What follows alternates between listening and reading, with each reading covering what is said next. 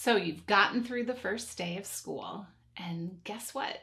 You have to go back and do it again the next day. It's a lot to manage the first few weeks of school. The children need a lot more adult support than they will later in the school year. So it's important to remember that they are not necessarily going to be able to sustain a 3-hour work cycle, even within the first month.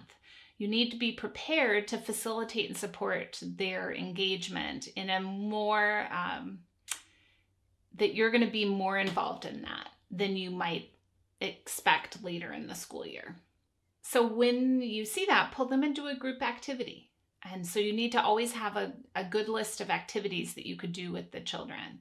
And remember, they're also going to be very forgetful of rules and expectations for the first few weeks as well. They're taking a lot in. They're not necessarily doing this intentionally.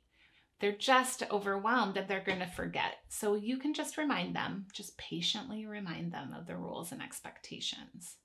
Ideally, we're working toward a morning work cycle and an afternoon work cycle that's uninterrupted. Children know they have that time to freely choose their work.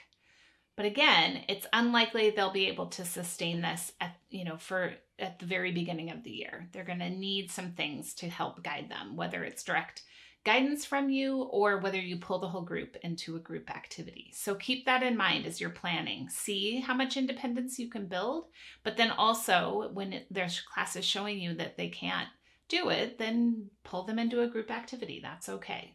I tell the older children in the class that September is the month to remember, that this is a time of year when you need to remember the lessons you've had. Pulled off the material, do you remember how to use it?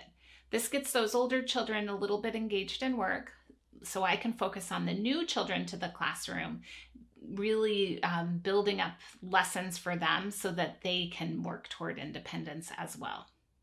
You'll have lunch and recess, and that's going to take longer than it will when the class is more settled. So plan that into your day. Those transitions are all just going to take longer.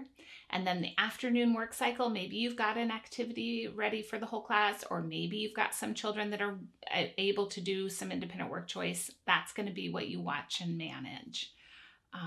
And then read aloud and dismissal, same sort of schedule every day. Having a really strong schedule will help the children orient, but also you'll need to be flexible based on what they show you. Be sure that you're really observing the children this week and jotting that down, observing what they get excited about and interested in, because that's going to allow you to plan better for the next week. More individual plans rather than, oh, we'll try this with this group. Okay, so you want to have that to support you and a sense of where they are skills-wise. With that will also help you determine what math lesson you want to give or reading or writing lesson. Have a bunch of standby activities for the whole group if they need, or even a big chunk of the group, but not everyone. Fundamental needs chart making is a great one. You could have some geometry nomenclature lessons ready to go. You want things that you don't need to do a lot of preparation for. Maybe you'll take a nature walk and gather some leaf specimens to study. Or you'll play a game of charades or I Spy. You can always get the children involved in practical life. They could clean or organize or arrange flowers, that sort of thing. Maybe there's another art activity. Maybe you're making your own placemats for the classroom that they could work on. So have some of these at the ready that don't require you to do any real preparation, but will help you when there's those moments where the whole group or a small group needs something right now.